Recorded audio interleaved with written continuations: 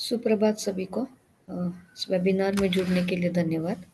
आज का वेबिनार का विषय है स्वच्छ दूध उत्पादन और इसमें स्वच्छ दूध उत्पादन क्यों ज़रूरी है, कैसे करें, स्तनदाह रोग और दूध में मिलावट, इस विषय पर आज के जो हमारे वक्ता है डॉक्टर संतोष बंसल। ये थीमेटिक प्रोग्राम एग्जीक्यूटिव है नॉर्थ रीजन के लिए, लाइफ स्टॉक प्रोग्राम्स के लिए। इसके बारे में आज जानकारी देंगे इस वेबिनार में। तो डॉक्टर बंसल सर, आपसे रिक्वेस्ट है कि आप वेबिनार शुरू करें। क्यों पूजा मैडम, मैं ये पूछने की कि आज ये मेरे को इस चीज़ का मौका दिया ताकि जो हमारे किसान भाई बहन जो आर्टिफिशियल इंसेमिनेटर्स हैं उनको स्वच्छ दूध उत्पादन के बारे में जानकारी हो सके। तो सभी को नमस्कार और इस वेबिनार में जुड़ने के लिए सभी का स्वागत है। और आप लोग जो भी मन में प्रश्न हो इन ट्रेंड में रीच कर सकते हैं। वेबिनार खत्म होने के बाद में हम उन प्रश्नों के उत्तर आपको शेयर करेंगे। तो मैं वेबिनार स्टार्ट करता हूँ। मेरी आवाज आ रही है पूजा जी? पूजा मैडम? हाँ हाँ, आ रही है सर। एक थोड़ा सा आपके यहाँ से वॉल्यूम बढ़ाइए सर, तो थोड़ा और क्लियर आ जाएगा। नहीं, मेरे यहाँ से फुल वॉल्यूम है। Okay sir, okay. तो स्टार्ट करते हैं। पहला जो आज का हमारा विषय है वेबिनार का, वो स्वच्छ दूध उत्पादन। कैसे हम स्वच्छ दूध का उत्पादन करें, स्वच्छ दूध क्या होता है, और इससे जो इस दूध को यूज करते हैं उनके शरीर पे क्या विपरीत प्रभाव पड़ते हैं अगर हम स्वच्छ दूध उत्पादन नहीं करते हैं। तो इस वेबिनार में हम संपूर्ण जानकारी आपको देंगे। Next please. सबसे पहले हमें ये जानकारी होना अति आवश्यक है कि स्वच्छ दूध उत्पादन का क्या अभिप्राय है, क्या होता है। जैसे ही गाय के या भैंस के अडर या थन से दूध निकलने के बाद में अगर कोई भी उसमें हानिकारक जीवाणु या धूल के कण, गोबर के कण, बाल या मक्खी इत्यादि जो एक्टोपैरासाइट होते हैं, बाह्य परजीवी, उनके द्वारा जो भी गंदगी या बैक्टीरिया, वायरस उस दूध में अगर मिलते हैं तो वो दूध अस्वच्छ दूध हो जाता है। वो इंसानों के यूज का नहीं रहता है। तो स्वच्छ दूध उत्पादन का मोटा मोटा मतलब ये है कि कोई भी बाहरी वस्तु अगर उसमें मिलती है तो वो दूध को खराब कर दी है। इसके लिए हमें कई कारण ऐसे हैं जिसके कारण उस दूध में गंदगी या जीवाणु कीटाणु मिलते हैं। जैसे वातावरण से मिलते हैं, जिस जगह पे हम दूध निकालते हैं अगर वो जगह सही नहीं है, साफ सुथरी नहीं है, तो वहां से भी गंदगी उसमें जाएगी। जिस बर्तन में हम दूध निकालते हैं अगर उसमें भी बैक्टीरिया, वायरस या दूसरी परजीवी है तो वो सारे उस दूध में मिल जाते हैं। इसके अलावा जो वाला दूध निकालता है या जो मिल्कर मैन है वो दूध निकालते हैं, अगर वो अस्वस्थ है या वो गंदा है तो उसके द्वारा भी सारी गंदगी और जीवाणु कीटाणु उस दूध में मिश्रित हो जाते हैं। और ऐसे दूध का अगर हम उपयोग में लाते हैं तो मानव शरीर के लिए वो घातक होता है। Next please. अब नेक्स्ट ये बात आती है किसान बहन भाइयों या हमारे जो भी एआईटीज हैं कि स्वच्छ दूध उत्पादन क्यों जरूरी है। जो किसान अभी दूध उत्पादन कर रहे हैं, क्यों उसमें इसकी जरूरत है कि हम स्वच्छ दूध उत्पादन के प्रति उनको प्रेरित करें, उनको ज्ञान दें, क्या इससे होता है। तो सबसे पहली बात है, अगर हम स्वच्छ दूध उत्पादन नहीं करेंगे तो जो दूध हमने उत्पादित किया है उसकी गुणवत्ता खराब होती है। दूसरा है कि अगर जो दूध है उसमें जो बाहरी चीज से जीवाणु कीटाणु जाते हैं तो वो उपयोग करने के योग्य दूध नहीं रह जाता है, वो अपने पाचन तंत्र को नुकसान पहुंचाता है। तीसरा पॉइंट है कि अगर हम दूध को स्वच्छ दूध पैदा किया है तो उसको लंबे समय तक रख सकते हैं। वो खराब नहीं होता है क्योंकि उसमें किसी भी प्रकार के बैक्टीरिया, वायरस या बाह्य चीज नहीं है जो उस दूध को खराब कर सके। नेक्स्ट है, अगर हम स्वच्छ दूध पैदा करते हैं जिसकी क्वालिटी अच्छी है तो उस दूध की कीमत भी बाजार में नॉर्मल दूध की तुलना में किसानों को ज्यादा प्राप्त होती है। नेक्स्ट है, अगर हम स्वच्छ दूध से कोई भी प्रोडक्ट बनाते हैं जैसे कि दही है, मावा है, घी है, पनीर है, तो जो उत्पाद बनते हैं उसकी गुणवत्ता भी सर्वश्रेष्ठ होती है। नेक्स्ट है, अगर हम स्वच्छ दूध उत्पादित करते हैं और किसी दूसरी जगह लंबी दूरी पे हमें बेचना है तो उसमें खराब होने की स्थिति कम हो जाती है। नेक्स्ट पॉइंट है, स्वच्छ दूध अगर हम पैदा करते हैं तो उसमें जो पोषक तत्व हैं, दूध एक ऐसी चीज है जिसमें सारे शरीर को जो पोषक तत्व चाहिए सारे पोषक तत्व मौजूद रहते हैं एक्सेप्ट फाइबर और फेरस, मतलब लोहा और रेशे के अलावा दूध में सारा पोषक तत्व है जो इंसान के लिए जरूरी होती है। इसीलिए इस दूध को एक संपूर्ण आहार की श्रेणी में रखा गया है। अगर हम स्वच्छ दूध पैदा करते हैं तो उसके अंदर जो पोषक तत्व हैं, कार्बोहाइड्रेट, विटामिन, मिनरल्स, फैट, ये सारे उसी कंडीशन में बने रहते हैं, ओरिजिनल कंडीशन में बने रहते हैं, खराब नहीं होते हैं। इसलिए हमें स्वच्छ दूध पैदा करना अति आवश्यक है। नेक्स्ट है, अगर हम स्वच्छ दूध पैदा नहीं करेंगे तो जिन जानवरों से, चाहे गाय हो चाहे भैंस हो, हम दूध निकालते हैं उसमें थनैला रोग की संभावनाएं ज्यादा हो जाती है। जिससे क्या है कि थनैला रोग अगर होता है तो पशुपालक को भी नुकसान होता है, और ऐसे पशु का अगर हम दूध उपयोग में लाते हैं तो हमारे स्वास्थ्य पे भी विपरीत प्रभाव पड़ता है। तो इसका मुख्य उद्देश्य, आज की जो जरूरत है कि हमें स्वच्छ दूध ही पैदा करना चाहिए ताकि उसका जब हम कंज्यूम करें, उपयोग करें, तो वो हमारी सेहत के लिए फायदेमंद हो, ना कि नुकसानदायक हो। Next please. अब स्वच्छ दूध उत्पादन करने के लिए कौन कौन सी चीजों पे हमें ध्यान देना चाहिए? दूध में मिलावट कहाँ से आती है? तीन चार जगह से दूध में मिलावट आती है। पहली है जानवर। अगर जानवर में ही कुछ गंदगी है तो उससे भी दूध में मिलावट आती है। दूसरा मिलावट का जगह है, जिस जगह या गौशाला में हम दूध निकाल रहे हैं उस जगह से गंदगी आती है, या जीवाणु, बैक्टीरिया, वायरस भी उस दूध में प्रवेश करते हैं।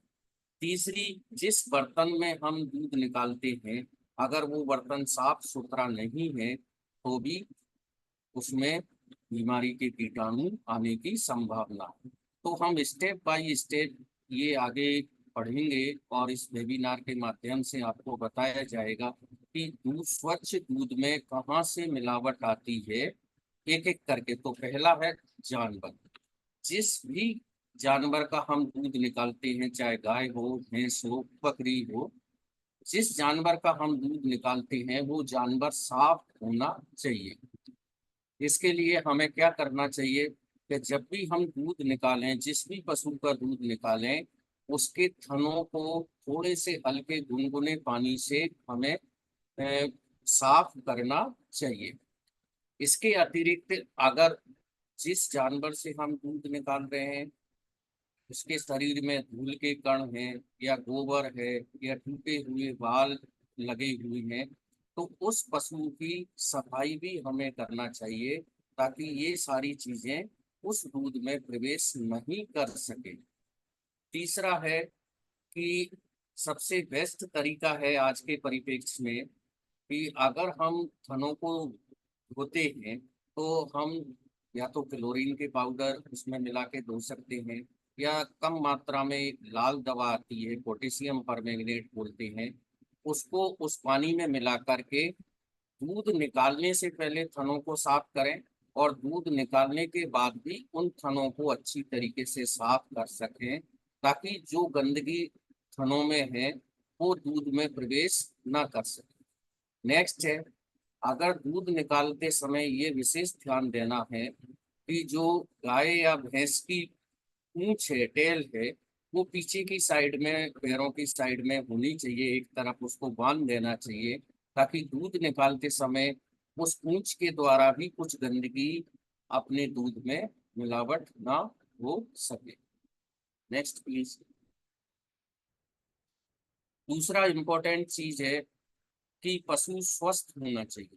अगर पशु भी बीमार है तो उससे निकलने वाला दूध में भी बैक्टीरिया, वायरस, जीवाणु का प्रकोप रहेगा, और ऐसे दूध का अगर हम उपयोग करते हैं तो हम भी बीमारी से ग्रसित हो सकते हैं। तो पहली चीज है कि जिस भी जानवर का हम दूध निकालें, हमें ये सुनिश्चित कर लेना चाहिए कि उस जानवर में कोई बीमारी तो नहीं है, जैसे ब्रूसेलोसिस है, ट्यूबरकुलोसिस है, डिप्थीरिया बीमारी है। अगर ये बीमारी है और ऐसे जानवर का हम दूध निकाल के उपयोग में लाते हैं तो ये मानव स्वास्थ्य के लिए हानिकारक होता है।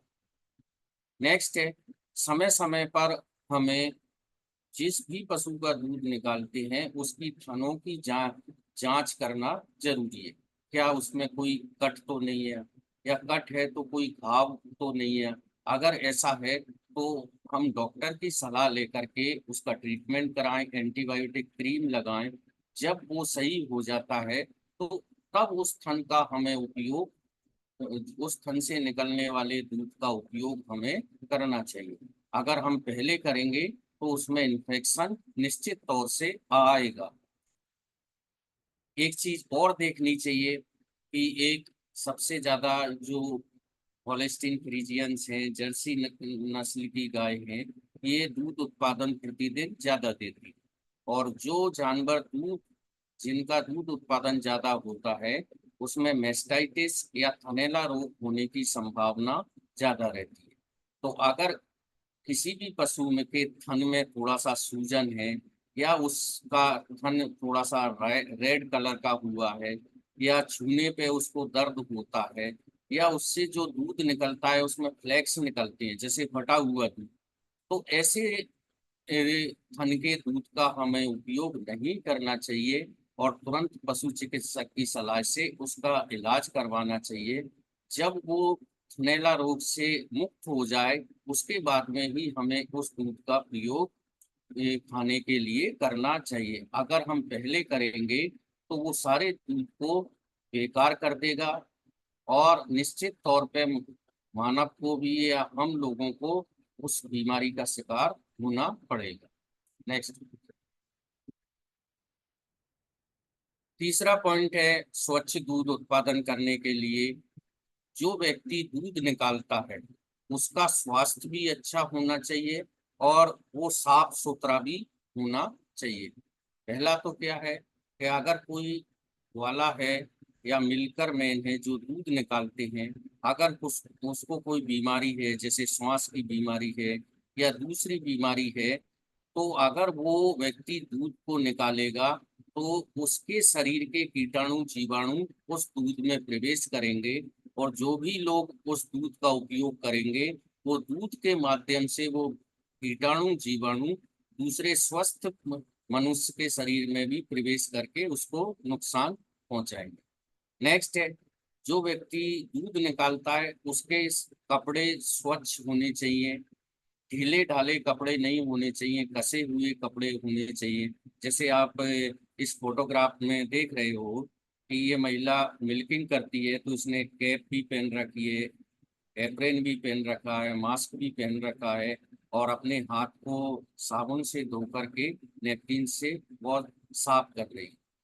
तो नेक्स्ट इसी तरह से पॉइंट है कि जो व्यक्ति दूध निकालता है उसके नाखून कटे होने चाहिए, और दूध निकालने के पहले हाथों को अच्छी तरीके से साबुन से साफ करके साफ टॉवल से पोंछना जरूरी है, ताकि उसके हाथों में जो गंदगी, कीटाणु, जीवाणु है वो मिल्किंग के समय दूध में प्रवेश नहीं कर सके।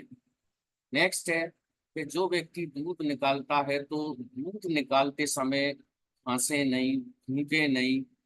अगर क्योंकि जो हमारे शरीर में भी बैक्टीरिया फूंक से, छींकने से जो बाहर आते हैं, वो उस दूध में अगर जाकर के मिलेंगे तो उनको नुकसान उस दूध को उपयोग करने वाले व्यक्ति को निश्चित तौर पे होगा। नेक्स्ट है, थने से दूध निकालते समय ये हमेशा देखना चाहिए कि उसको खींचे नहीं, हल्के से दूध निकालें। जो जानवर ज्यादा दूध देते हैं, 10-12 लीटर दूध देते हैं प्रतिदिन, उसको पूर्ण हस्त विधि से दूध निकालना चाहिए।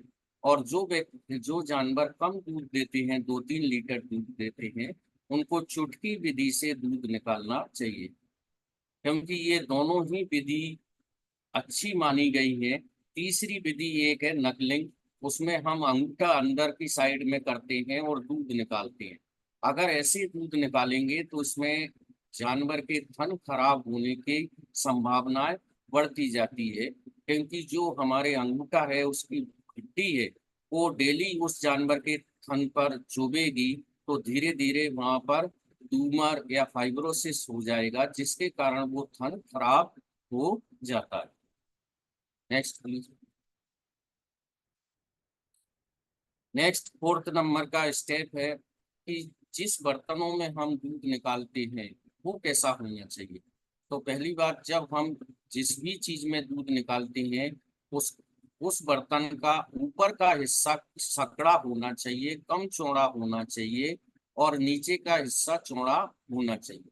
कम चौड़े होने से क्या अभिप्राय है कि अगर ऊपर का हिस्सा ज्यादा चौड़ा होगा तो ज्यादा एरिया मिलेगा बैक्टीरिया वायरस को इन्फेक्शन फैलाने में। अगर उसका मुंह सकड़ा रहेगा तो कम सरफेस एरिया मिलता है, ओपन सरफेस एरिया, तो उससे इन्फेक्शन होने के चांसेस दूध में कम हो जाते हैं।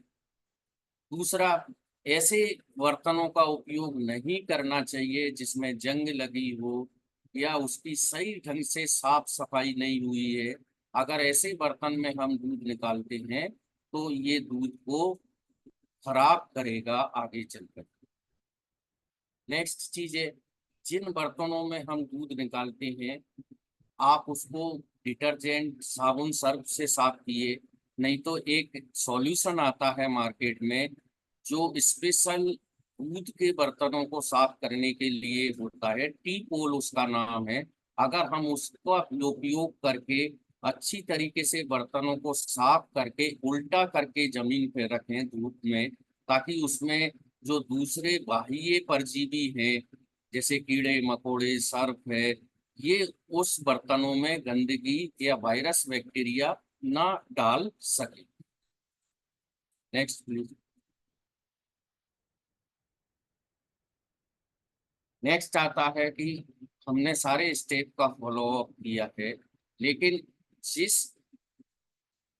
यूटेंसिल या जिस बर्तन में हम दूध का इकट्ठा करते हैं, स्टोरेज करते हैं, वो बर्तन या तो एल्यूमिनियम का होना चाहिए या स्टेनलेस स्टील का होना चाहिए, ताकि हम अगर दूसरी जगह विक्रय केंद्र पे अपना घर से दूध ले जाते हैं तो उसमें ढक्कन लगा करके उसको लेके जाना चाहिए, ताकि रास्ते में जो बाह्य परजीवी हैं और बैक्टीरिया वायरस हैं वो दूध में प्रवेश ना कर सके। एक चीज और ध्यान है, जब हम दूध निकालते हैं और उसके लिए बेचने के लिए लेके जाते हैं, तो हमें उसको छन्नी की सहायता से छान करके बेचने वाले संग्रह केंद्र पर जाना चाहिए, ना कि बिना छाने हम बेचेंगे तो उसमें जो धूल के कण हैं या बाल है या दूसरी गंदगी है, वो उस सेंटर तक जाएगी, और अगर आगे भी उन्होंने साफ नहीं किया तो अल्टीमेटली जो उसका उपयोग करेगा दूध का, उसको नुकसान, उसके स्वास्थ्य को नुकसान होगा। नेक्स्ट है कि दूध को निकालने के बाद में सूरज की रोशनी में नहीं रखना चाहिए ओपन में, क्योंकि इसमें अगर सूरज की रोशनी में रखते हैं तो जो अल्ट्रावायलेट रेज होती हैं, उनसे उस दूध में उपस्थित विटामिन हैं, जो महत्वपूर्ण पोषक तत्व होते हैं, विटामिन मिनरल, वो नष्ट हो जाते हैं।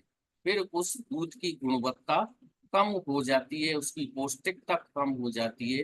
तो हमें ये ध्यान रखना चाहिए कि डायरेक्ट सनलाइट या सूरज की रोशनी में दूध को ना रखें। नेक्स्ट है, दूध के जो भी बर्तन है, जैसे ही हम दूध विक्रय करके आते हैं, उन बर्तनों को तुरंत घर पे तुरंत प्रभाव से डिटर्जेंट से साफ करके रखना चाहिए। ऐसा नहीं करना चाहिए कि सुबह के बर्तन को फिर शाम को हम दूध निकालेंगे उस टाइम साफ करेंगे, क्योंकि दूध एक संपूर्ण आहार है, चाहे मनुष्य के लिए हो चाहे कीड़े मकोड़ों के लिए हो। अगर उसमें दूध रहता है तो उसमें बैक्टीरिया वायरस जल्दी पनपते हैं और आगे चल करके ये विपरीत प्रभाव मनुष्य के शरीर पर डालते हैं। नेक्स्ट, अब दूध का वितरण कैसे करना चाहिए? इसमें एक मुख्य रूप से एक ही चीज है कि हम जब भी अपने घर से किसी डेयरी पे या कोऑपरेटिव डेयरी पे या प्राइवेट मार्केट में या घर घर जाके दूध वितरित करते हैं, तो पहली बात तो बर्तन आपके स्टील या एल्यूमिनियम के होना चाहिए। दूसरी बात, उस पर ढक्कन का प्रयोग करना जरूरी है, ताकि हम बाजार में या जिन जगह से गुजर रहे हैं तो वहां की गंदगी उसमें नहीं जा सके। जहाँ जिस पॉइंट पे अपने को पहुंचना है उस पॉइंट पे ही वो दूध वातावरण के संपर्क में आना चाहिए, ना कि बीच रास्ते में। नहीं तो उसमें कई प्रकार की सूक्ष्म जीवों की मिलावट होगी और वो मनुष्य के स्वास्थ्य पर विपरीत प्रभाव डालेंगे अगर हम ऐसे दूध का उपयोग करते हैं। नेक्स्ट, स्वच्छ दूध उत्पादन करने के लिए कैसे हम स्वच्छ दूध उत्पादन करें, कौन कौन सी चीज का अभी हमने स्टडी की या पढ़ाई। इसके बाद में आती है कि किट हम बनाएं घर पे। उसमें कई फोटोग्राफ्स में आपने देखा होगा आगे कि एक चीज होनी चाहिए, एप्रॉन। मतलब जो भी व्यक्ति दूध निकाले साफ सुथरी एप्रॉन पहनकर दूध निकाले, ताकि क्या है कि उस जो मिलकर दूध निकालता है वो तो सुबह नहा लिया, शाम को फिर दोबारा तो नहा के या दूसरे वस्त्र पहन करके दूध नहीं निकालता, उन्हीं वस्त्रों में निकालता है। तो हमें एक एप्रॉन होनी चाहिए साफ सुथरी, ताकि वो कपड़े के ऊपर पहन सकें और जो हमारे कपड़े हैं जो पहले से पहन रखे हैं एप्रॉन के नीचे, उसमें जो कीटाणु जीवाणु है वो दूध में प्रवेश ना कर सके। दूसरी चीज है, एक तौलिया होनी चाहिए, छोटी सी नैपकिन साफ सुथरी। जब हम दूध निकालने के लिए अपने हाथ साफ करते हैं या गाय के थनों को साफ करते हैं, तो उस टॉवल की सहायता से उनको हम पोंछ सकें ताकि गंदगी ना आ सके। तीसरा किट का इम्पोर्टेंट पार्ट है, महत्वपूर्ण पार्ट, कि जैसे मैंने बताया आजकल हम लोग थोड़ा सा पशुओं को रख रखाव में कम ध्यान दे रहे हैं, उनकी साफ सफाई में कम ध्यान दे रहे हैं, तो थनैला रोग होने के चांसेस ज्यादा रहते हैं। तो हमें अपने घर पे ही, थनैला रोग क्या है कि अंदर से पनपता है और जब काफी फैल जाता है थनैला रोग, तब उसके लक्षण थनों में दिखाई देते हैं। तो अगर जब वो रोग उसके थनों में पनपने लग जाता है, पैदा होने लग जाता है या उस रोग की शुरुआत होती है, तो हम एक सीएमटी किट आता है, कैलिफोर्निया मेस्टाइटिस टेस्ट किट। उसमें एक पेडल होता है जो चित्र में दिख रहा है, चारों थनों का दूध अलग अलग पेडल में लें और एक सॉल्यूशन उसको उसमें डालें, जो लिक्विड सॉल्यूशन आता है, और उसको 10 सेकंड तक थोड़ा सा मिलाएं घुमा के हाथ से।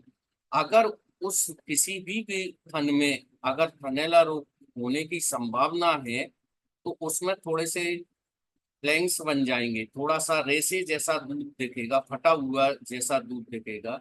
इससे हम ये अनुमान लगा सकते हैं कि इस गाय और भैंस के इस थन में ये थनैला रोग आ चुका है।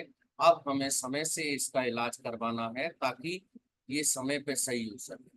अगर थनैला रोग का इलाज समय पे नहीं हुआ तो धीरे धीरे वो थन संपूर्ण रूप से खराब हो जाता है, उसमें फाइब्रोसिस हो जाता है, फिर उसका कोई भी इलाज नहीं है और एक थन से दूसरे थन में भी ये बीमारी फैलती है। तो हमें समय समय पर मेस्टाइटिस या थनैला रोग का भी टेस्ट करना जरूरी है ताकि हम थनैला रोग से बच सके। चौथा पार्ट है पोटेशियम परमैंगनेट। जैसे मैंने पहले इसका जिक्र किया था, ये लाल दवा के नाम से भी हर मेडिकल स्टोर पर मिलती है। ये जीवाणुओं को नष्ट करने के काम में आती है। तो जब हम गाय और भैंस का थनों को साफ करते हैं तो थोड़ी सी उसमें अगर लाल दवा का हम मिश्रण कर देते हैं तो थनों पे जो बैक्टीरिया वायरस हैं वो इस दवा के प्रभाव से मर जाते हैं और अपने को एक स्वच्छ दूध प्राप्त होता है। नेक्स्ट है साबुन। साबुन जो व्यक्ति दूध निकालता है उसके हाथ को साफ करने के काम में आता है, और दूध निकालने से पहले और दूध निकालने के बाद अच्छी तरीके से साबुन से हाथ धोना चाहिए। नेक्स्ट है छन्नी। जब हम दूध निकाल लेते हैं और उसका बाजार में बेचने जाते हैं या घर पे उपयोग करते हैं, उसके पहले उस दूध को छन्नी की सहायता से साफ कर लेना चाहिए, ताकि डस्ट है, कोई अदर पार्टिकल्स हैं या बाल हैं, ये उस छन्नी में आ सके। सबसे इम्पोर्टेंट है, जो व्यक्ति दूध निकालता है उसके नेल नाखून कटे होने चाहिए। इसके लिए एक नेल कटर भी हम उस किसान को प्रोवाइड कराते हैं, या इस किसान के पास में होनी चाहिए, ताकि वो समय समय पर अपने नाखून काट सके। नहीं तो नाखूनों के बीच में जो गंदगी इकट्ठी होती जाती है उसमें कई सारे बैक्टीरिया वायरस पनपते हैं, और उन्हीं हाथों से हमें भी नुकसान है। अगर हम खाना खाते हैं तो हमें नुकसान है, अगर हम पशु की मिल्किंग करते हैं, दूध निकालते हैं, तो उसमें भी वो गंदगी पहुंचती है। कभी कभी नाखून ज्यादा बड़े होते हैं तो जो थन है मिल्किंग के दौरान उसमें भी चोट आ सकती है। तो जो भी पशुपालक महिला या पुरुष दूध निकालने का काम करती है उसके नाखून कटे हुए होने चाहिए। नेक्स्ट है टोपी। जो महिला या पुरुष दूध निकालते हैं, दूध निकालते समय उनको टोपी पहननी चाहिए, ताकि उनके बाल के टुकड़े या बालों में जो दिन भर की डस्ट भरी रहती है, धूल के कण रहते हैं, बैक्टीरिया वायरस रहते हैं, वो दूध में ना जा सके। नेक्स्ट है मास्क। मास्क का प्रयोग हम 2021 से काफी प्रचलित है और बाजार में इसकी उपलब्धता भी काफी है। कोरोना के पीरियड से हमें मास्क की महत्व समझ में आया और हमने इसका उपयोग भी काफी किया है। तो जो जब हम दूध निकालते हैं उस टाइम मास्क भी लगा के रखना चाहिए, ताकि क्या है, कुछ क्रियाएं नेचुरल होती हैं, जैसे छींक आना, डकार आना। अगर हम मास्क लगाते हैं तो हमारे शरीर के जो बैक्टीरिया वायरस हैं वो मास्क में रुक जाएंगे, दूध में प्रवेश नहीं करेंगे। नेक्स्ट एंड लास्ट आर्टिकल है टीपोल। टीपोल एक लिक्विड सॉल्यूशन होता है, और स्पेशली हमने देखा है कि जो दूध के कैंस हैं या वितरण के टाइम जो कैंस यूज करते हैं उसमें दूध के पार्टिकल्स चिपक जाते हैं और जो नॉर्मल डिटर्जेंट से साफ नहीं होते। इसके कारण उन बर्तनों में थोड़ा सा दुर्गंध भी आती है। तो दूध की गंदगी को साफ करने के लिए एक स्पेशल सॉल्यूशन होता है टीपोल, जो बाजार में मिलता है। अगर हम इससे साफ करते हैं तो उसकी संपूर्ण सफाई होती है और उसमें किसी भी प्रकार के बैक्टीरिया वायरस नहीं रह जाते। नेक्स्ट, जैसा हमने चर्चा की कि अगर हम साफ सफाई पे विशेष ध्यान नहीं देंगे, जैसे दूध निकालने वाले की साफ सफाई, या जिस जगह गौशाला में हम दूध निकालते हैं उनकी साफ सफाई, या थनों की साफ सफाई, या बर्तनों की साफ सफाई पे अगर हम ध्यान नहीं देंगे तो हमारे पशुओं में थनैला रोग होने की संभावनाएं बढ़ जाती। और थनैला रोग होने, ये धीरे धीरे रोग पनपता है। जब रोग ज्यादा फैल जाता है तो इसके लक्षण गाय भैंस दिखाने लग जाती है, जैसे तेज बुखार भी आना, थनों में सूजन हो जाना, थन लाल कलर के हो जाते हैं, थोड़ा सा रेडनेस हो जाती है, गर्म हो जाते हैं, छूने पे अगर हम थन को छूते हैं तो जानवर को दर्द महसूस होता है, और इससे जो दूध निकलता है वो फटा हुआ दूध जैसा निकलता है। तो ऐसे जानवरों को हमें दूसरे स्वस्थ जानवरों से अलग रखना चाहिए, समय समय पर उसकी जांच करनी चाहिए। अगर थनैला रोग से ग्रसित जिस भी 4 थन में से अगर एक थन में थनैला रोग है, तो उसका दूध भी हमें उपयोग में नहीं लाना चाहिए। ये मनुष्य शरीर के लिए घातक होता है। नेक्स्ट। अब थनैला रोग से कैसे बचा जाए, जो मैंने अभी बताई थी वही सारी चीजें कि पशुशाला की अच्छी साफ सफाई होनी चाहिए, डिटर्जेंट से उसकी या फिनाइल से उसकी साफ सफाई नियमित रूप से रोज होनी चाहिए। थनों की सफाई, जब भी हम दूध निकालते हैं और दूध निकालने के बाद लाल दवा डाल के हल्के गुनगुने पानी से साफ करना चाहिए। और जो रोगी पशु है उसको स्वस्थ पशु से दूर बांधना चाहिए, उसका खाना पीना भी अलग देना चाहिए, ताकि उसमें जो रोग है वो दूसरे पशु में फैल ना सके। नेक्स्ट है कि दूध का भी एक टाइम होता है। अगर आप प्रातःकालीन दूध 6 बजे निकालते हो और संध्याकालीन दूध 5 बजे निकालते हो, तो उसी टाइम पे हमेशा प्रतिदिन हमें दूध निकालना चाहिए। दूध के समय में बदलाव नहीं करना चाहिए। और एक चीज और है, कभी भी जब हम दूध निकालते हैं तो पूरा दूध उसके थनों से निकालना चाहिए। उसके थनों में गाय या भैंस में एक सिंगल ड्रॉप भी दूध नहीं छोड़ना चाहिए। क्योंकि जैसे हम दूध निकालते हैं तो जो थन का छेद होता है वो ओपन हो जाता है, खुल जाता है। जब हम दूध निकालते हैं और जानवर फिर नीचे बैठता है तो वो थन के छेद द्वारा जो वातावरण में या जमीन पे कीटाणु जीवाणु हैं प्रवेश करते हैं, और अंदर उसको अगर थोड़ा सा भी दूध मिल गया तो वो अपनी संख्या में वृद्धि बहुत तेजी से करते हैं। इसलिए हमेशा दूध भी पूरा निकालना चाहिए, समय पे दूध निकालना चाहिए। ये वैसे भी अपने लिए फायदेमंद है। अगर आप दूध निकालने की क्रिया टाइम पे नहीं करोगे तो आपका दूध उत्पादन भी कम होगा, आपके दूध में फैट परसेंटेज भी कम होगा। क्योंकि जो पशु है उसका लास्ट के दूध में सबसे ज्यादा फैट परसेंटेज होती है। और अगर हम पूरा दूध नहीं निकालते हैं, कुछ दूध छोड़ देते हैं, तो उसमें फैट अपनी जो मैक्सिमम फैट थी वो उसके शरीर में गाय के में रह गई। एक इसका और विपरीत प्रभाव पड़ता है।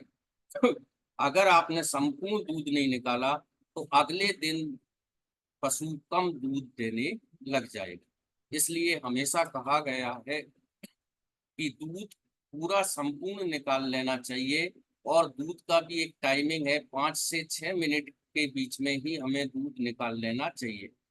क्योंकि 5-6 मिनट तक ही जो ब्रेन से एक हार्मोन निकलता है ऑक्सीटोसिन, उसका प्रभाव रहता है।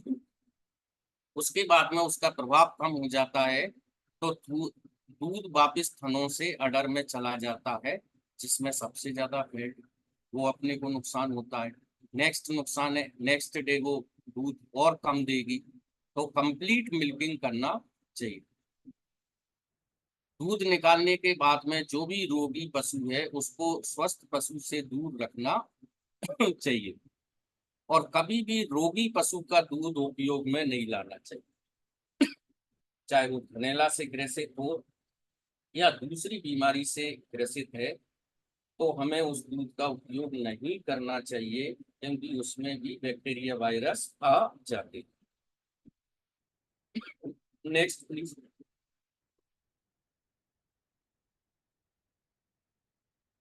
कुछ बीमारी ऐसी होती हैं जो मुख्य रूप से पशुओं के दूध से होती हैं। ये जीवाणु, जैसे हमने स्टार्टिंग में पढ़ा, बाहर से जीवाणु दूध में प्रवेश कर जाते हैं, या मक्खी मच्छर के द्वारा भी दूध में कुछ जीवाणु प्रवेश करते हैं। जो दूध निकालने वाला है उसके हाथों से भी अ, उस दूध में बैक्टीरिया वायरस जाते हैं। या जो वातावरण है, जिस जगह हम दूध निकालते हैं जिस गौशाला में, वहां से भी जीवाणु कीटाणु दूध में प्रवेश करते हैं। और अगर हम कुछ रोग ऐसे हैं जो दूध से ही फैलते हैं, दूध जिनको बोलते हैं हम मिल्क बॉर्न डिजीज, दूध से फैलने वाले रोग। इसमें मुख्य रूप से आपकी ट्यूबरकुलोसिस है, टीबी की बीमारी, देन नेक्स्ट है ब्रूसेलोसिस की बीमारी, तीसरा है डिप्थीरिया की बीमारी, चौथा है हेपेटाइटिस, ये लीवर की बीमारी होती है हेपेटाइटिस। तो इस तरह के अगर हम स्वच्छ दूध का उत्पादन करके और उस दूध का सेवन करते हैं तो निम्न रोग मनुष्य के शरीर में फैलने की संभावना हो जाती है। Next please. दूध में मिलावट भी, कुछ लोग क्या करते हैं जो वेंडर्स हैं दूध की कीमत ज्यादा पाने के लिए या कम दूध से ज्यादा दूध बना करके घर घर बेचना, तो कौन कौन सी चीज मिलाने से क्या नुकसान होती है और वो व्यक्ति क्यों इन चीजों का मिश्रण स्वच्छ दूध में करता है। पहला है पानी। पानी की मिलावट बहुत ज्यादा होती है। जो लास्ट कंज्यूमर होता है मिल्क का, या लास्ट ग्राहक होता है जो उपयोग में लाता है दूध, उसको बिल्कुल प्योर दूध तो मिलने की संभावनाएं बहुत कम होती है। जो वेंडर्स होते हैं, ग्वाले होते हैं जो दूध बेचते हैं, नियमित रूप से देखा गया है कि वो पानी का मिश्रण मिलाते हैं। पानी क्यों मिलाते हैं? दूध की मात्रा बढ़ाने, ताकि उनको पैसे की इनकम ज्यादा हो। लेकिन जो पानी हम मिलाते हैं उसमें क्या, अगर कोई बैक्टीरिया वायरस होते हैं तो हमारी इंटेस्टाइन में या स्टोमक में जाकर के वो रोग पैदा करते हैं। दूसरा मिलावट है स्टार्च। स्टार्च क्यों मिलाते हैं? स्टार्च दूध की मात्रा और दूध में एसएनएफ की मात्रा बढ़ाने के लिए मिलाते हैं। जैसा कि हम सब लोग जानते हैं कि दूध की कीमत सिर्फ दो चीजों से आकी जाती है, फैट और एसएनएफ। जैसे गाय के दूध में हम बात करें तो 13 से 14% फैट और एसएनएफ रहता है, बाकी 86-87% पानी ही होता है। तो जब भी हम किसी कोऑपरेटिव डेयरी सेक्टर में दूध बेचने जाते हैं या दूसरे गवर्नमेंट डेयरी में जाते हैं तो दूध की कीमत का आकलन होता है उस दूध में कितना फैट परसेंटेज है और कितना एसएनएफ परसेंटेज। तो स्टार्च, कुछ लोग स्टार्च मिला करके एसएनएफ बढ़ाना चाहते हैं ताकि उसको अच्छा दाम मिल सके, लेकिन ये गलत है। ये अगर स्टार्च मिला करके हम दूध में कीमत बढ़ाते हैं तो अगर कोई भी व्यक्ति ऐसे दूध का सेवन करता है तो उसको डायबिटीज, मधुमेह के लिए ये दूध बहुत हानिकारक होता है। तीसरी चीज है यूरिया। कुछ लोग यूरिया का भी मिलावट करते हैं। ये भी दूध में थोड़ा सा वाइटनेस, सफेदीपन लाना और एसएनएफ बढ़ाने के काम में आता है। अगर ऐसे दूध का हम सेवन करते हैं तो ये किडनी के लिए काफी घातक होता है। नेक्स्ट है डिटर्जेंट। कोई भी डिटर्जेंट मिलाते हैं वो एक तो दूध को में झाग बढ़ाने के लिए और दूध को थोड़ा सा गाढ़ा करने के लिए डिटर्जेंट का मिश्रण किया जाता है। अगर ऐसे दूध का हम उपयोग करते हैं तो जो हमारी पेट संबंधी बीमारी है और किडनी संबंधी बीमारी है उनकी होने की संभावनाएं काफी हद तक बढ़ जाती है। तो हमें ऐसा दूध का सेवन करना चाहिए जिसमें जो क्लियर रूप से थन से निकला है और जो लास्ट उसको उपयोग करने वाला है उसके बीच में जितने भी स्टेप्स हैं किसी भी प्रकार की उसमें कोई भी मिलावट नहीं होनी चाहिए। ऐसे दूध को हम स्वच्छ दूध कहते हैं। और अगर ऐसे दूध का हम उपयोग करेंगे तो हमारे शरीर को ये किसी भी प्रकार की हानि नहीं पहुंचाएगा, बल्कि हमारे शरीर का एक संपूर्ण आहार बन के अपने शरीर को स्वस्थ रखने के काम में आएगा। नेक्स्ट। तो लास्ट में मेरी तरफ से सभी को धन्यवाद कि आपने 40-45 मिनट स्वच्छ दूध उत्पादन के बारे में सुना, समझा। और मेरा ये विश्वास है कि आप इस चीज को हर घर में, हर पशुपालक अगर इस चीज को अपनाता है तो जो दूध से होने वाली बीमारी है या जो दूध की गुणवत्ता है बनी रहे, उसकी पौष्टिकता बना रहे, उसकी गंध बनी रहे, उसका कलर बना अच्छा बना रहे, और हमें भी अच्छे दाम उसके मिले। तो मेरी तरफ से सभी को धन्यवाद, जितने भी लोग फील्ड से जुड़े, और स्पेशली पूना टीम को धन्यवाद कि उन्होंने मौका दिया इस प्लेटफॉर्म पे मेरे को बोलने का। धन्यवाद सर, बहुत ही अच्छा प्रेजेंटेशन रहा। प्रेजेंटेशन में सिर्फ टेक्स्ट ना होके अगर पिक्चर्स भी होते हैं ना, तो वो बहुत इफेक्टिव होता है, जो आपके प्रेजेंटेशन में था। समझने में और उसको आकलन करने में ज़्यादा आसानी होती है। बहुत ही अच्छी तरह से आपने एक्सप्लेन किया, थैंक यू वेरी मच। अभी सभी से रिक्वेस्ट है कि आपके अगर कुछ क्वेश्चन आंसर्स हो तो क्वेश्चन आंसर सेक्शन या चैट बॉक्स में आप अपना प्रश्न टाइप कर सकते हैं, या फिर आप हैंड रेज कीजिए, आप खुद ही अपना प्रश्न पूछ सकते हैं। तो पहला प्रश्न आया है सर, राम प्रकाश हुडा पूछ रहे हैं कि दूध स्वच्छ है या नहीं, ये आसानी से कैसे जाना जा सकता है? थोड़ा जी, हर चीज के लिए एक लेबोरेटरी टेस्ट होते हैं। अगर उसमें नाइट्रेट की मिलावट है, जैसे अगर डिटर्जेंट है, अगर डिटर्जेंट का उपयोग बर्तनों में सही नहीं किया तो उसमें नाइट्रेट का लेवल बढ़ जाता है। ये सारी टेस्ट हम दूध को देख के नहीं कह सकते कि ये दूध स्वच्छ है या अस्वच्छ है। सिर्फ लेबोरेटरी में हम टेस्ट करके ही उसका आकलन कर सकते हैं। जैसा कि आपका गुड़ा जी, आप अजमेर से बोल रहे हो, समाधान प्रोजेक्ट में हो, वे उदयपुर में है। आपको कभी मौका मिले तो देवारी में जो हमारी डेयरी यूनिट का सेटअप है, जहां हम किसानों से दूध लेते हैं, फिर उसका रेगुलर बेसिस पे लेबोरेटरी टेस्ट होती है, तो उसके द्वारा ही हम ये आकलन कर सकते हैं कि ये स्वच्छ दूध है या अस्वच्छ।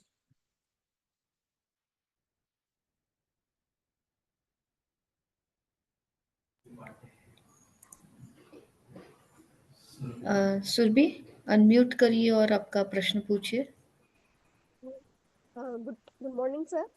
गुड मॉर्निंग सुखी। हाँ सर, मेरा क्वेश्चन ये था कि आपने जो ये बताया था कि जब जैसे मान लीजिए एनिमल्स को मेस्टाइटिस होने की मतलब संभावना होती है, तो आपने कहा जैसे उनके टीट्स को अगर हम पोटेशियम परमैंगनेट से मतलब जो धुलते हैं, तो उसका सर जैसे मेजरमेंट कैसे करेंगे कि कितने पानी में मतलब लाल दवा को मिला के उसको धुलना है, या कितना पानी होना चाहिए, या कितनी वो दवा होनी ये चाहिए? थोड़ा सा अंदाज बेस है, थोड़ा सा उसमें से उंगलियों के बीच में से पोटेशियम परमैंगनेट लीजिए और एक जग में लेके घोल दीजिए। उसका कलर आपका पिंक और वायलेट जैसा हो जाता है हल्का सा, और उस जी जी। हिसाब से अपने को साफ कर लेना चाहिए। ओके, और पानी से मतलब नॉर्मल होना चाहिए या वार्म होना चाहिए? नहीं, थोड़ा सा हल्का गुनगुना, ओके सर। क्योंकि अगर पानी में भी कोई इन्फेक्शन है तो थोड़ा जी सा हम जी। गुनगुना करते हैं तो बैक्टीरिया वायरस का प्रभाव कम हो जाए। Okay sir, thank you sir. दूसरा, आपने अभी आपके प्रश्न का आधा उत्तर है थोड़ा सा। Yes sir. आपने कही थी थनैला रोग। यस थनैला रोग में हम सीएमटी टेस्ट कर सकते हैं, या कानूचेक एक किट आता है जो आप लोग यूज कर रहे हो। आप उत्तर प्रदेश से बोल रहे हो शायद। Yes sir. Hello. Yes sir. हाँ, यस सर। तो कानूचेक, हाँ, सोमेटिक सेल काउंट का भी एक किट आता है, यस और सर। यस उसमें सर कलर किट। चेंज होते हैं।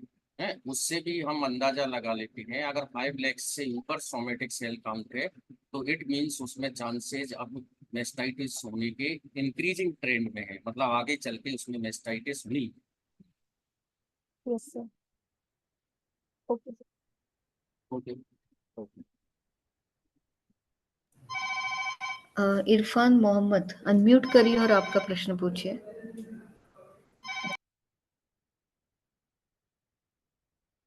इरफान जी, आप प्रश्न पूछना चाह रहे हो तो सबसे पहले अपने माइक को अनम्यूट कीजिए, अभी म्यूट है, फिर आप प्रश्न पूछ सकते हो।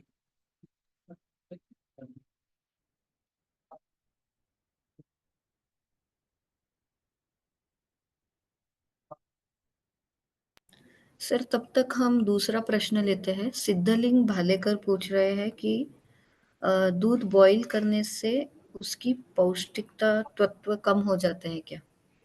नहीं, ऐसा नहीं है। दूध रिकमेंडेड है कि दूध को हमेशा बॉईल करके ही पीना चाहिए, या जो भी मिल्क के प्रोडक्ट भी हम बनाते हैं वो भी सारे प्रोडक्ट आपको बॉईल करके ही बनाते हैं। तो बॉईल करना करके पीने से उसकी गुणवत्ता में या पौष्टिकता में या टेस्ट में कोई फर्क नहीं पड़ता।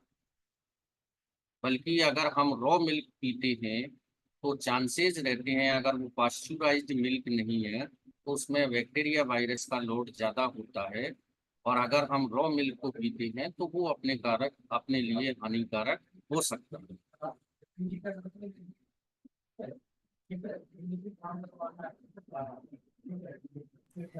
नागराजू, पूछिए, आपका प्रश्न पूछिए। Hello. हाँ sir. Yes, sir. Sir, how to diagnose the urea content in the milk? What are effects? What are you saying? I am not hearing. Yeah, how to diagnose this urea content milk? Yes, अगर contaminated milk है तो उसका laboratory test के बिना हम ये identified नहीं कर सकते कि किस type of contaminated elements mix in this milk. अगर हमें बिल्कुल हमारे पास में लेबोरेटरी फैसिलिटी नहीं है तो ऐसे में रिकमेंडेशन करते हैं कि उस दूध का उपयोग बॉइल्ड करके अगर किया जाए तो वो हमारे लिए सेफ रहता है।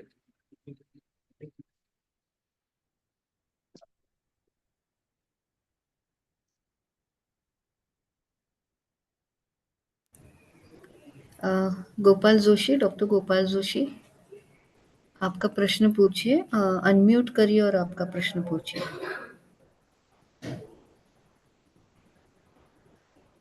डॉक्टर गोपाल जोशी।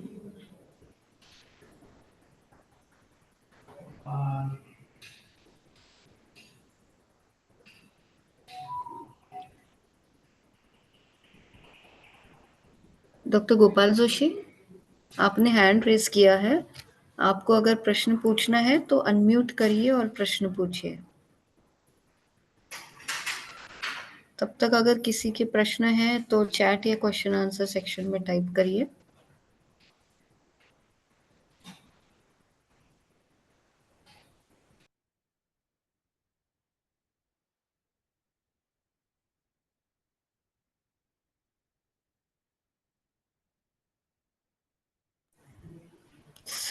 नहीं लगता किसी के प्रश्न हैं। सुभाष पांडे, हाँ बोलिए सुभाष पांडे जी।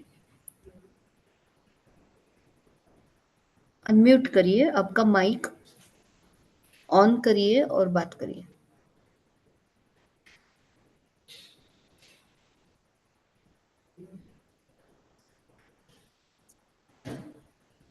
सुभाष पांडे जी।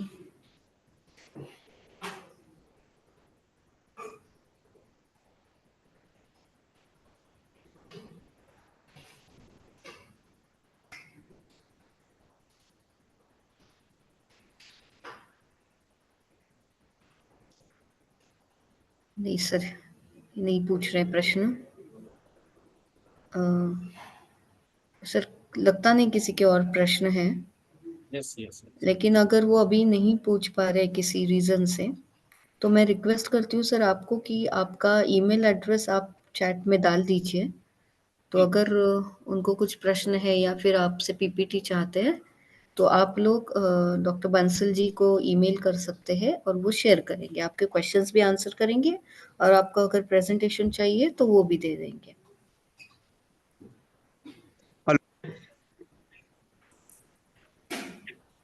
हेलो। हाँ बोलो सुभाष।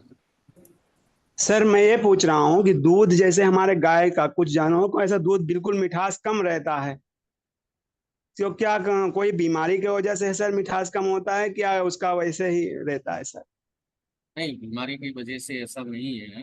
हो सकता है जो मिठास से दूध में आती है लैक्टोज के कारण। अच्छा जो सर।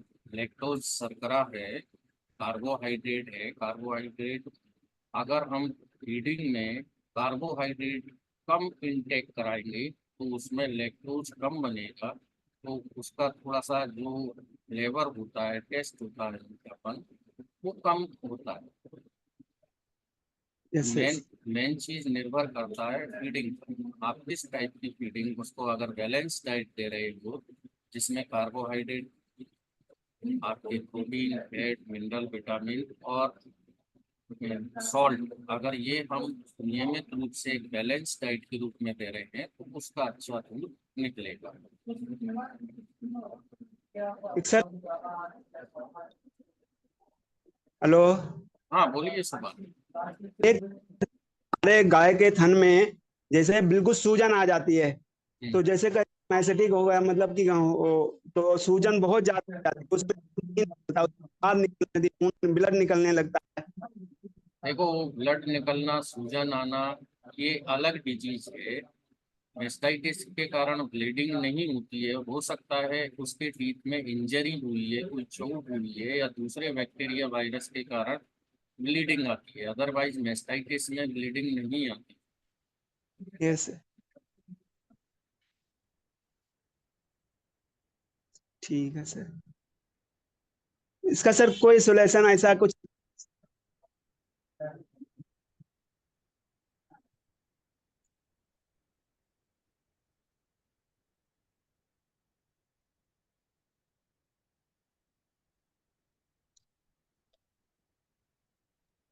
सर आपकी आवाज नहीं आ रही।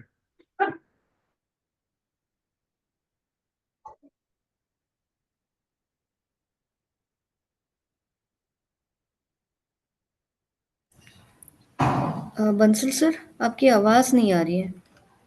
नहीं, मैं बोल ही नहीं रहा, वो उसका अच्छा अच्छा, क्वेश्चन ही समझ में नहीं आया था। बाद में वो शायद पूछ ये रहे हैं कुछ कि इस पे क्या सॉल्यूशन हो सकता है क्या।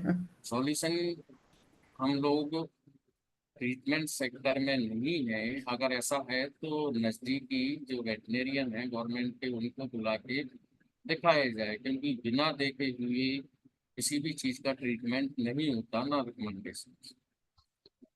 Yes yes.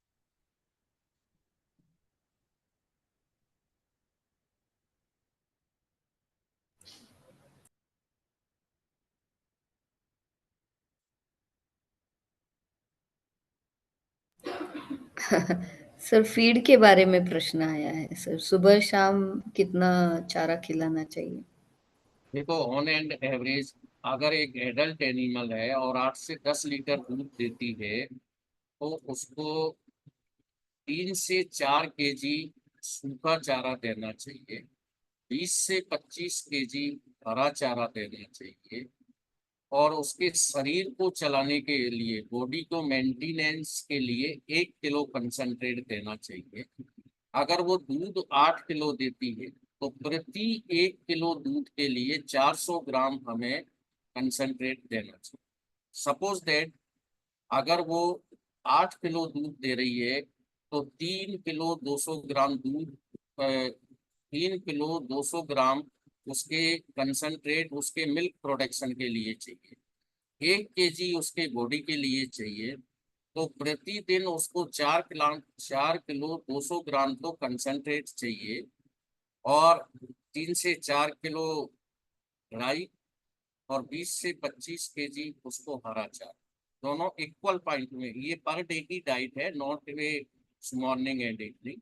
जैसे 4 किलो कंसंट्रेट है तो आप सुबह 2 किलो दीजिए, शाम को 2 किलो दीजिए। और ये अच्छा रिकमेंडेशन है, जब भी हम चारा देते हैं तो सूखा और हरा चारा थोड़ा सा चेक करके दीजिए, कटिंग करके दीजिए और मिक्स करके दीजिए। कुछ किसान क्या करते हैं, उसको हरा ही हरा खिलाते हैं, जैसे अभी बारिश का मौसम है तो हरा ही हरा खिलाएंगे, इससे क्या है, डायरिया होने के चांसेस है। तो ग्रीन और ड्राई को मिक्स करके खिलाना चाहिए ताकि उसको बैलेंस डाइट मिल सके। इसके अलावा उसको मिनरल मिक्सचर भी 50 ग्राम प्रतिदिन देना चाहिए। और स्वच्छ उसको पानी, जितना उस पी सके उतना पानी उसको देना चाहिए।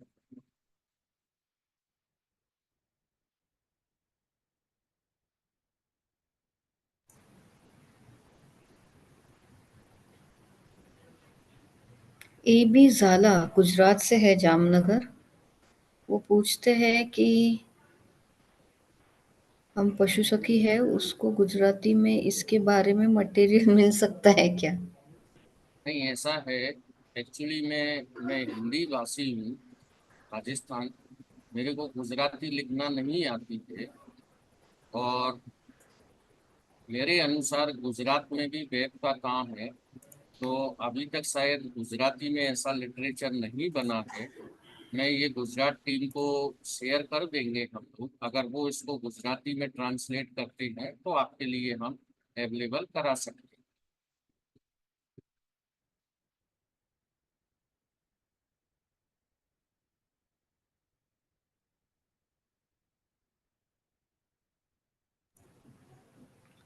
ठीक है, अभी तो नहीं लगता किसी के प्रश्न है, और अगर है भी तो वो आपको ईमेल या फोन करके पूछ लेंगे। हाँ, मैंने चैट बॉक्स में मेरा ईमेल आईडी देन मेरा मोबाइल नंबर भी दिया है। अगर आपको कोई इस रिगार्डिंग कुछ चाहिए तो मेरे से डायरेक्ट फोन पे कांटेक्ट कर सकते हैं, मैं आपकी बिल्कुल मदद करेंगे। और एक मैं ये थीम हमने राजस्थान में उदयपुर डिस्ट्रिक्ट से स्टार्ट की है, जहाँ हमारा मिल्क कलेक्शन सेंटर है, मिल्क प्रोसेसिंग सेंटर है।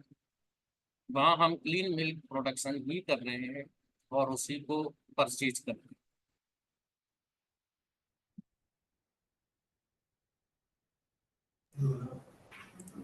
ओके सर, इसी के साथ ये वेबिनार हम समाप्त करते हैं। Thank you doctor Bansal ji for a very nice presentation, और सभी पार्टिसिपेंट्स को इस वेबिनार में जुड़ने के लिए धन्यवाद। धन्यवाद सभी पार्टिसिपेंट एंड मेरी तरफ से।